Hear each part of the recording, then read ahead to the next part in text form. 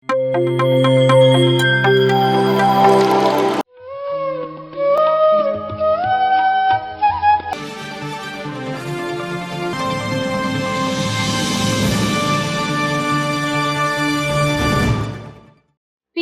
ಕನ್ನಡ ಪ್ರತಿಕ್ಷಣ ಸತ್ಯ ದರ್ಶನ. ಧ್ಯಾನ ವಿಹಾರಿ ವಾರ್ತೆಗಳಿಗೆ ಸ್ವಾಗತ. ಇಂದಿನ ಮುಖ್ಯಾಂಶಗಳು. ಬಳ್ಳಾರಿಯಲ್ಲಿ ಮುಕ್ತಾಯಗೊಂಡ 48 ದಿನಗಳ ಮಂಡಲ ಧ್ಯಾನ. ಸದಾನಂದ ಯೋಗಿ ಆಧ್ಯಾತ್ಮಿಕ ಪಿರಮಿಡ್ ಧ್ಯಾನ ಕೇಂದ್ರದಲ್ಲಿ ಮುಕ್ತಾಯಗೊಂಡ 11 ದಿನಗಳ ಅಖಂಡ ಧ್ಯಾನ. ಬಳ್ಳಾರಿಯಲ್ಲಿ ನೂತನವಾಗಿ ನಿರ್ಮಾಣಗೊಂಡ ಪಿರಮಿಡ್ ಧ್ಯಾನ ಕೇಂದ್ರದ ಲೋಕಾರ್ಪಣಾ ಕಾರ್ಯಕ್ರಮ. ಗುರುಪೂರ್ಣಿಮೆಯ ಅಂಗವಾಗಿ ಜುಲೈ 21ರಂದು ಬಳ್ಳಾರಿಯಲ್ಲಿ ನಡೆದ ಧ್ಯಾನ ಮತ್ತು ಸತ್ಸಂಗ. ಪಿರಮಿಡ್ ವ್ಯಾಲಿಯಲ್ಲಿ ನಡೆದ ಪತ್ರಿಜಿ ಅಮೃತೋತ್ಸವ. ಮೈಸೂರಿನಲ್ಲಿ ಜೂನ್ 21ರಂದು ನಡೆದ ಧ್ಯಾನ ಮತ್ತು ಸತ್ಸಂಗ. ಕರ್ನಾಟಕದಾದ್ಯಂತ ನಡೆದ ಪತ್ರಿಜಿಯವರ ಮಹಾ ಪರಿನಿರ್ವಾಣೋತ್ಸವ. ಹಿರಿಯೂರಿನಲ್ಲಿ ನೂತನವಾಗಿ ನಿರ್ಮಾಣಗೊಂಡ ಪಿರಮಿಡ್ ಧ್ಯಾನ ಕೇಂದ್ರ. ಹೊಸಪೇಟೆಯಲ್ಲಿ ಧ್ಯಾನ ಪ್ರಚಾರ ಮಾಡುತ್ತಿರುವ ಪಿರಮಿಡ್ ಮಾಸ್ಟರ್ ಮಂಜುನಾಥ್. ಜುಲೈ 21ರಂದು ದೇವನಹಳ್ಳಿಯ ವಿಜಯಪುರದಲ್ಲಿ ನಡೆದ ಸಸ್ಯಾಹಾರ ಜನಜಾಗೃತಿ ಜಾಥಾ. ಮಂಡ್ಯದ ಸರ್ಕಾರಿ ಹಿರಿಯ ಪ್ರಾಥಮಿಕ ಶಾಲೆಯಲ್ಲಿ ನಡೆದ 21 ದಿನಗಳ ಧ್ಯಾನ ಕಾರ್ಯಕ್ರಮ. ಈಗ ವಿವರಗಳ ಕಡೆಗೆ.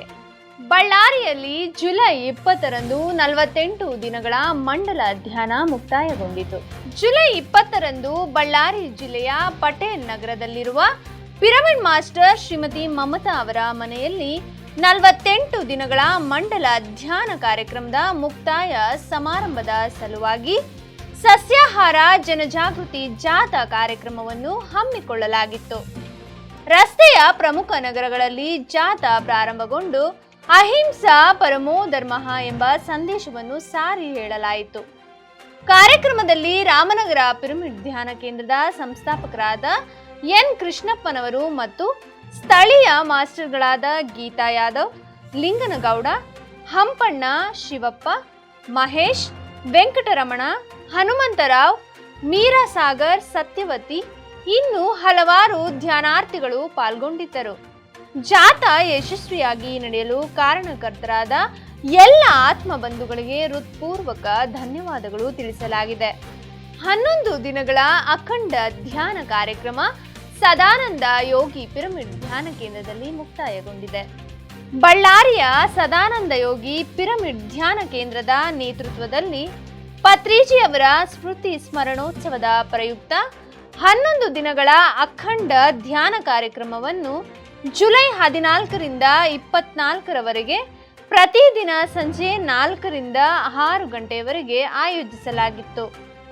ಇದೇ ನಿಟ್ಟಿನಲ್ಲಿ 11 ದಿನಗಳ ಅಖಂಡ ಧ್ಯಾನ ಕಾರ್ಯಕ್ರಮ ಮುಕ್ತಾಯದ ಪ್ರಯುಕ್ತ ಜುಲೈ 24ರಂದು ಬೆಳಗ್ಗೆ 10ರಿಂದ ಮಧ್ಯಾಹ್ನ 3 ಗಂಟೆಯವರೆಗೆ ಧ್ಯಾನ ಮತ್ತು ಸತ್ಸಂಗ ಕಾರ್ಯಕ್ರಮವನ್ನು ಪಿರಮಿಡ್ ಮಾಸ್ಟರ್ ಶ್ರೀಯುತ ಶ್ರೀ ಶಿವ ಅವರಿಂದ ನಡೆಸಿಕೊಡಲಾಯಿತು. ಕಾರ್ಯಕ್ರಮಕ್ಕೆ ಭಾಗವಹಿಸಿದ ಎಲ್ಲ ಧ್ಯಾನ ಮಿತ್ರರಿಗೆ ರಾಮನಗರ ಪಿರಮಿಡ್ ಧ್ಯಾನ ಮಂದಿರದ ಸಂಸ್ಥಾಪಕರಾದ ಶ್ರೀಯುತ ಎಂ ಕೃಷ್ಣಪ್ಪ ಅವರು ಧನ್ಯವಾದಗಳನ್ನು ತಿಳಿಸಿದ್ದಾರೆ. ಗುರುಪೂರ್ಣಿಮೆಯ ಅಂಗವಾಗಿ ಬಳ್ಳಾರಿ ಜಿಲ್ಲೆಯ ಶ್ರೀಧರಗಡ್ಡೆ ಗ್ರಾಮದಲ್ಲಿ ಪಿರಮಿಡ್ ಧ್ಯಾನ ಕೇಂದ್ರದ ಉದ್ಘಾಟನಾ ಕಾರ್ಯಕ್ರಮವನ್ನು ಹಮ್ಮಿಕೊಳ್ಳಲಾಗಿತ್ತು. ಬ್ರಹ್ಮಶ್ರೀ ಪಿತಾಮಹ ಸುಭಾಷ್ ಪತ್ರಿಜಿಯವರ ದಿವ್ಯ ಆಶೀರ್ವಾದದೊಂದಿಗೆ ಜುಲೈ 21ರಂದು ಗುರುಪೂರ್ಣಿಮೆಯ ಅಂಗವಾಗಿ ಬಳ್ಳಾರಿ ಜಿಲ್ಲೆ ಶ್ರೀಧರಗಡ್ಡೆ ಗ್ರಾಮದಲ್ಲಿ ನೂತನವಾಗಿ ನಿರ್ಮಾಣಗೊಂಡಿರುವ ಶ್ರೀ ಶರಣ ಬಸವೇಶ್ವರ ಗಂಗಾಮಾತಾ ಪಿರಮಿಡ್ ಧ್ಯಾನ ಕೇಂದ್ರದ ಲೋಕಾರ್ಪಣಾ ಕಾರ್ಯಕ್ರಮ ಏರ್ಪಡಿಸಲಾಗಿತ್ತು. ಇದರ ಸಲುವಾಗಿ ಸಸ್ಯಾಹಾರ ಜನಜಾಗೃತಿ ಜಾಥಾ ಕಾರ್ಯಕ್ರಮವನ್ನು ಹಮ್ಮಿಕೊಳ್ಳಲಾಗಿತ್ತು. ಕಾರ್ಯಕ್ರಮದಲ್ಲಿ ಮುಖ್ಯ ಅತಿಥಿಗಳಾಗಿ ಕಂಪ್ಲಿ ಮಾಜಿ ಶಾಸಕರು ಟಿ ಸುರೇಶ್ ಬಾಬು, ಕೊಟ್ಟೂರು ಸ್ವಾಮಿ ಮಠದ ಗುರುಗಳು ಮತ್ತು ಪಿರಮಿಡ್ ಮಾಸ್ಟರ್ಗಳಾದ ಲಿಂಗನಗೌಡ, ಅರುಣಾಚಲಂ, ಹಂಪಣ್ಣ, ಹನುಮಂತರಾವ್, ಶಿವಪ್ಪ, ಮಹೇಶ್, ನಾಗಿರೆಡ್ಡಿ ಮತ್ತು ಇನ್ನು ಹಲವಾರು ಧ್ಯಾನಿಗಳು ಭಾಗವಹಿಸಿ ಸಸ್ಯಾಹಾರ ಜಾಥಾ ಮತ್ತು ಉದ್ಘಾಟನಾ ಕಾರ್ಯಕ್ರಮವನ್ನು ಯಶಸ್ವಿಯಿಂದ ಮುಕ್ತಾಯಗೊಳಿಸಿದ್ದಾರೆ. ಭಾಗವಹಿಸಿದ ಎಲ್ಲ ಮಿತ್ರರಿಗೆ ಧನ್ಯವಾದಗಳನ್ನು ತಿಳಿಸಲಾಗಿದೆ. ಅಮ್ಮ ಶಕ್ತಿ ವರ್ಲ್ಡ್ ಹೀಲಿಂಗ್ ಪಿರಮಿಡ್ ಧ್ಯಾನ ಕೇಂದ್ರದಲ್ಲಿ ಜುಲೈ 21ರಂದು ಗುರುಪೂರ್ಣಿಮೆಯ ಅಂಗವಾಗಿ ಧ್ಯಾನ ಮತ್ತು ಸತ್ಸಂಗ ಕಾರ್ಯಕ್ರಮವನ್ನು ಆಯೋಜಿಸಲಾಗಿತ್ತು. ಬ್ರಹ್ಮಶ್ರೀ ಪಿತಾಮಹ ಪತ್ರಿಜಿಯವರ ದಿವ್ಯ ಸ್ಫೂರ್ತಿಯೊಂದಿಗೆ ವಿಶೇಷ ಧ್ಯಾನ ಕಾರ್ಯಕ್ರಮವನ್ನು ಗುರುಪೂರ್ಣಿಮೆಯ ಅಂಗವಾಗಿ ಆಯೋಜಿಸಲಾಗಿತ್ತು. ಕಾರ್ಯಕ್ರಮದಲ್ಲಿ ಪಿರಮಿಡ್ ಮಾಸ್ಟರ್ ಮಲ್ಲಿಕಾರ್ಜುನ್ ಅವರಿಂದ ಮತ್ತು ಪಿರಮಿಡ್ ಮಾಸ್ಟರ್ ವೆಂಕಟೇಶ್ ಕಾಕುಬಾಳ್ ಹಾಗೂ ಶ್ರೀಮತಿ ಮೀನಾ ಕಾಕುಬಾಳ್ ಅವರಿಂದ ಜ್ಞಾನವನ್ನು ಪಡೆಯಲಾಯಿತು. ಜ್ಞಾನದಾತರಿಗೆ ಸನ್ಮಾನ ಮಾಡಿ ಗೌರವಿಸಲಾಯಿತು. ಕಾರ್ಯಕ್ರಮ ಅತ್ಯಂತ ಯಶಸ್ವಿಯಾಗಿ ನಡೆಸಿಕೊಟ್ಟ ಎಲ್ಲ ಧ್ಯಾನಾರ್ಥಿಗಳಿಗೆ ವಂದನೆಗಳನ್ನು ಅಮ್ಮ ಶಕ್ತಿ ವರ್ಲ್ಡ್ ಹೀಲಿಂಗ್ ಧ್ಯಾನ ಕೇಂದ್ರದಿಂದ ತಿಳಿಸಲಾಯಿತು. 2ನೇ ವರ್ಷದ ಪತ್ರಿಜಿ ಅಮೃತೋತ್ಸವ ಕಾರ್ಯಕ್ರಮ ಪಿರಮಿಡ್ ವ್ಯಾಲಿಯಲ್ಲಿ ನಡೆಯಿತು. ಪತ್ರಿಜಿಯವರ ಮಹಾ ಪರಿನಿರ್ವಾಣ ಅಂಗವಾಗಿ ಬೆಂಗಳೂರಿನ ಪಿರಮಿಡ್ ವ್ಯಾಲಿಯಲ್ಲಿ 2ನೇ ವರ್ಷದ ಪತ್ರಿಜಿ ಅಮೃತೋತ್ಸವದ ಕಾರ್ಯಕ್ರಮ ಸಡಗರದಿಂದ ನಡೆಯಿತು. ಪತ್ರಿಜಿಯವರಿಗೆ ನಮನಗಳನ್ನು ಸಲ್ಲಿಸಿ ಪಿರಮಿಡ್ ವ್ಯಾಲಿಯಲ್ಲಿ ನೂತನವಾಗಿ ನಿರ್ಮಾಣವಾಗಿರುವ ಪತ್ರಿಜಿ ಭವನದ ಶಂಕುಸ್ಥಾಪನೆಗೆ ಭೂಮಿ ಪೂಜೆಯನ್ನು ಜುಲೈ 24ರಂದು ಇದೇ ಸಂದರ್ಭದಲ್ಲಿ ನೆರವೇರಿಸಲಾಯಿತು. ಈ ಕಾರ್ಯಕ್ರಮಕ್ಕೆ ಹಲವಾರು ಪಿರಮಿಡ್ ಮಾಸ್ಟರ್ಗಳು ಭಾಗವಹಿಸಿ ಕಾರ್ಯಕ್ರಮವನ್ನು ಯಶಸ್ವಿಗೊಳಿಸಿದರು.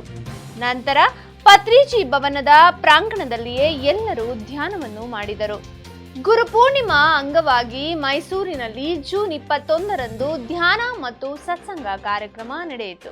ಬ್ರಹ್ಮಶ್ರೀ ಪಿತಾಮಹ ಪತ್ರಿಜಿಯವರ ಸತ್ಸಂಕಲ್ಪ ಶಕ್ತಿಯೊಂದಿಗೆ ಮೈಸೂರಿನ ಸಂಗೀತ ತರಬೇತಿ ಕೇಂದ್ರದಲ್ಲಿ ಜುಲೈ 21ರಂದು ಗುರುಪೂರ್ಣಿಮೆಯ ಅಂಗವಾಗಿ ಪಿರಮಿಡ್ ಮಾಸ್ಟರ್ ಶ್ರೀಮತಿ ಶಾಂತಲಾ ಅವರು ಮೈಸೂರಿನಲ್ಲಿ ವಿಶೇಷ ಧ್ಯಾನ ಪ್ರಚಾರ ಮಾಡಿದ್ದಾರೆ. ಸಂಗೀತದ ಜೊತೆಯಲ್ಲಿ ಧ್ಯಾನದ ಅರಿವನ್ನು ಮೂಡಿಸಿ ಆಧ್ಯಾತ್ಮಿಕ ತವರೂರಾದ ಭಾರತದಲ್ಲಿ ಗುರು ಪರಂಪರೆಯ ವೈಶಿಷ್ಟ್ಯತೆಗಳನ್ನು ತಿಳಿಸುತ್ತಾ ಗುರುಪೂರ್ಣಿಮೆಯ ದಿನದಂದು ಗುರುಗಳಿಗೆ ನಮನಗಳನ್ನು ಸಲ್ಲಿಸುವ ಈ ಸುದಿನದಲ್ಲಿ ನೂತನವಾಗಿ ಸೇರ್ಪಡೆಗೊಂಡ ಧ್ಯಾನಾರ್ಥಿಗಳಿಗೆ ಆನಾಪಾನಸ್ತಿ ಧ್ಯಾನದ ಮಹತ್ವವನ್ನು ತಿಳಿಸುವುದಕ್ಕೆ ಅವಕಾಶ ಮತ್ತು ಪಾಲ್ಗೊಂಡಿರುವುದು ಹರ್ಷದಾಯಕವಾದ ಸಂಗತಿ ಎಂದು ತಿಳಿಸಿದ್ದಾರೆ. ಕರ್ನಾಟಕದಾದ್ಯಂತ ಜುಲೈ 24ರಂದು ಪತ್ರಿಜಿಯವರ ಮಹಾ ಪರಿನಿರ್ವಾಣೋತ್ಸವ ಸಂಭ್ರಮಾಚರಣೆಗಳು ಅದ್ದೂರಿಯಾಗಿ ನಡೆಯಿತು.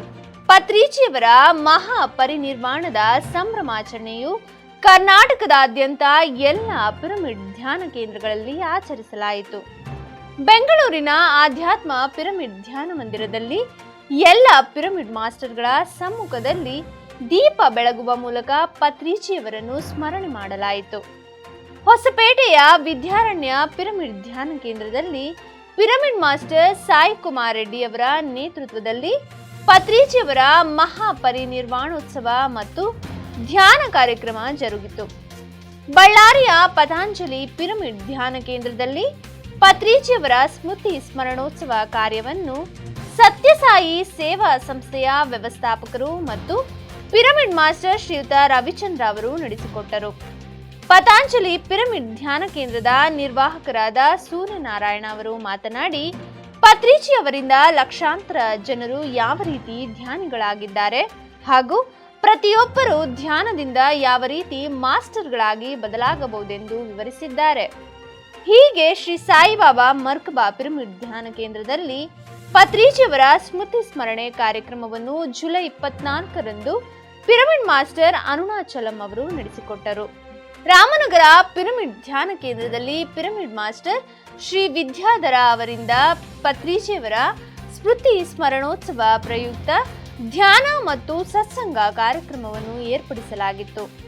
ಕಾರ್ಯಕ್ರಮದಲ್ಲಿ ಹಲವಾರು ಧ್ಯಾನಾರ್ಥಿಗಳು ಭಾಗವಹಿಸಿದ್ದು ಕಾರ್ಯಕ್ರಮವನ್ನು ಯಶಸ್ವಿಗೊಳಿಸಿದ್ದಕ್ಕಾಗಿ ರಾಮನಗರ ಪಿರಮಿಡ್ ಧ್ಯಾನ ಕೇಂದ್ರದ ಸಂಸ್ಥಾಪಕರಾದ ಕೃಷ್ಣಪ್ಪ ಅವರು ಧನ್ಯವಾದಗಳನ್ನು ತಿಳಿಸಿದ್ದಾರೆ. ಜುಲೈ 23ರಂದು ಹಿರಿಯೂರಿನಲ್ಲಿ ವಿನಾಯಕ ಪಿರಮಿಡ್ ಧ್ಯಾನ ಕೇಂದ್ರದ ಲೋಕಾರ್ಪಣೆ ನಡೆಯಿತು. ಹಿರಿಯೂರಿನಲ್ಲಿ ಶ್ರೀಯುತ ಗುರುನಾಥ್ ಶೆಟ್ಟಿಯವರ ಸ್ವಗೃಹದ ಮೇಲೆ ನೂತನವಾಗಿ ನಿರ್ಮಿಸಲಾದ ಶ್ರೀ ವಿನಾಯಕ ಪಿರಮಿಡ್ ಧ್ಯಾನ ಕೇಂದ್ರವನ್ನು ಬ್ರಹ್ಮಶ್ರೀ ಪಿತಾಮಹ ಸುಭಾಷ್ ಪತ್ರಿಜಿ ಗುರುಗಳ ಆಪ್ತ ಕಾರ್ಯದರ್ಶಿಗಳಾಗಿದ್ದ ಶ್ರೀಯುತ ಸಾಯಿ ಕುಮಾರ್ ರೆಡ್ಡಿ ಅವರು ಉದ್ಘಾಟಿಸಿ ಪತ್ರಿಜಿಯವರ ಪುಣ್ಯ ಸ್ಮರಣೋತ್ಸವ ಕಾರ್ಯಕ್ರಮ ಮತ್ತು ಧ್ಯಾನ ಹಾಗೂ ಸತ್ಸಂಗವನ್ನು ನಡೆಸಿಕೊಟ್ಟರು. ಕಾರ್ಯಕ್ರಮದ ಕೊನೆಯಲ್ಲಿ ಶ್ರೀಯುತ ಸಾಯಿ ಕುಮಾರ್ ರೆಡ್ಡಿ ಅವರನ್ನು ಸನ್ಮಾನಿಸಿ ಗೌರವಿಸಲಾಯಿತು. 48 ದಿನಗಳ ಅಖಂಡ ಧ್ಯಾನ ಮತ್ತು ಧ್ಯಾನ ತರಗತಿಗಳನ್ನು ಹೊಸಪೇಟೆಯ ಪಿರಮಿಡ್ ಮಾಸ್ಟರ್ ಮಂಜುನಾಥ್ ಅವರು ನಡೆಸುತ್ತಿದ್ದಾರೆ. ಹೊಸಪೇಟೆ ಜಿಲ್ಲೆಯಲ್ಲಿ ಇರುವ ವಿದ್ಯಾರಣ್ಯ ಪಿರಮಿಡ್ ಧ್ಯಾನ ಮಂದಿರದ ಸಂಸ್ಥಾಪಕರಾದ ಪಿರಮಿಡ್ ಮಾಸ್ಟರ್ ಮಂಜುನಾಥ್ ಅವರು 48 ದಿನಗಳ ಅಖಂಡ ಧ್ಯಾನ ಮತ್ತು ಧ್ಯಾನ ತರಗತಿಗಳನ್ನು ಹೊಸಪೇಟೆಯ ವಿವಿಧ ಭಾಗಗಳಲ್ಲಿ ವಿಶೇಷವಾಗಿ ವಿದ್ಯಾರ್ಥಿಗಳಿಗೆ ಧ್ಯಾನ ಪ್ರಚಾರವನ್ನು ಮಾಡುತ್ತಿದ್ದಾರೆ. ವಿದ್ಯಾರ್ಥಿಗಳು ಧ್ಯಾನ ಮಾಡುವುದರಿಂದ ಏಕಾಗ್ರತೆ, ನೆನಪಿನ ಶಕ್ತಿ ಮತ್ತು ನಕಾರಾತ್ಮಕ ಆಲೋಚನೆಯಿಂದ ಸಕಾರಾತ್ಮಕ ಆಲೋಚನೆದೆಡೆಗೆ ಹೋಗಲು ಸಾಧ್ಯವಾಗುತ್ತದೆ.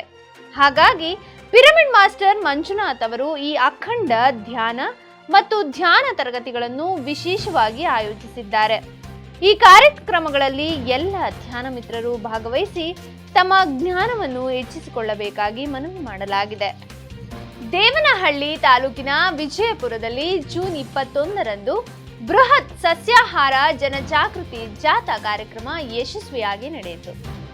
ಅಖಂಡ ಕರ್ನಾಟಕ ಪಿರಮಿಡ್ ಧ್ಯಾನ ಕೇಂದ್ರದ ನೇತೃತ್ವದಲ್ಲಿ ಪಿಎಂಸಿ ಕನ್ನಡ ಸಹಯೋಗದೊಂದಿಗೆ ಜುಲೈ 21ರಂದು ದೇವನಹಳ್ಳಿ ತಾಲೂಕಿನ ವಿಜಯಪುರದಲ್ಲಿ ಬೃಹತ್ ಸಸ್ಯಾಹಾರ ಜನಜಾಗೃತಿ ಜಾಥಾ ಕಾರ್ಯಕ್ರಮವನ್ನು ಹಮ್ಮಿಕೊಳ್ಳಲಾಗಿತ್ತು.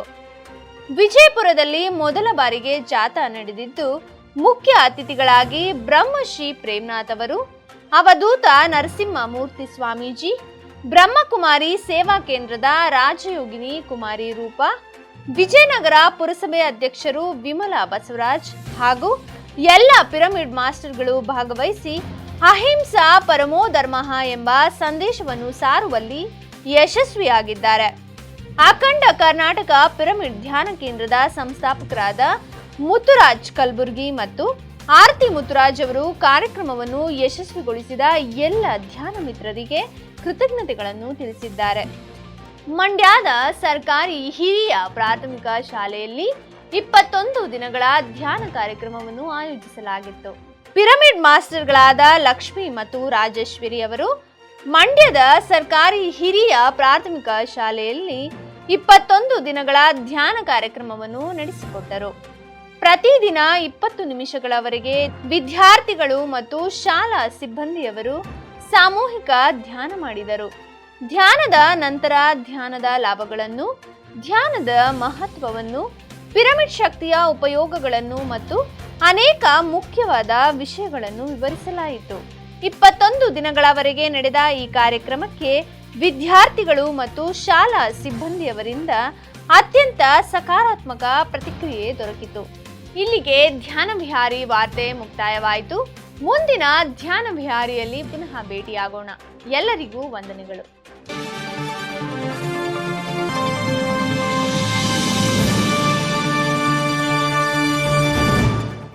PMC ಕನ್ನಡ ಚಾನೆಲ್ ಅನ್ನು ಲೈಕ್ ಮಾಡಿ, ಶೇರ್ ಮಾಡಿ, ಸಬ್ಸ್ಕ್ರೈಬ್ ಮಾಡಿ ಮತ್ತು ಮಾಡಿಸಿ. ಎಲ್ಲರಿಗೂ ಧನ್ಯವಾದಗಳು.